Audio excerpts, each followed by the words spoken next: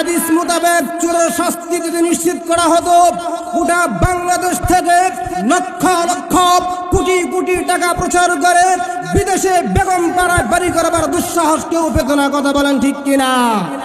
কুরআন সুন্নাহ মোতাবেক আমার দেশের বিচার ব্যবস্থা যদি নিশ্চিত করা হতো, তাহলে বাংলাদেশ থেকে চুরি চাট্টামি করে, গুন্ডামি করে, বিমানে উঠে আকাশ পথে ভ্রমণ করে বিদেশে বসে থাকবার দুঃসাহস কেউ পেত না। কথা বলেন ঠিক কিনা?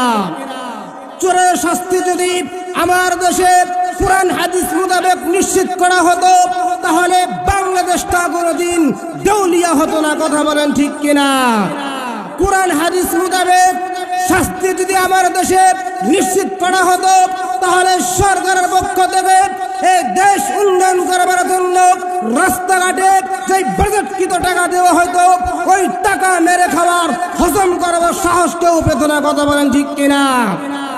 চোরের শাস্তি যদি কুরআন হাদিস মোতাবেক নিশ্চিত করা হতো, তাহলে সরকারের পক্ষ থেকে আমার দেশের গরিব অসহায় প্রতিবন্ধী মা বোনদের জন্য, বৃদ্ধ অসহায় ভাই বোনদের জন্য যেই টাকা বাজেট করা হইতো, ওই টাকা কেউ মেরে খেয়ে হজম করবার দুঃসাহস পেত না। কথা বলেন ঠিক কিনা?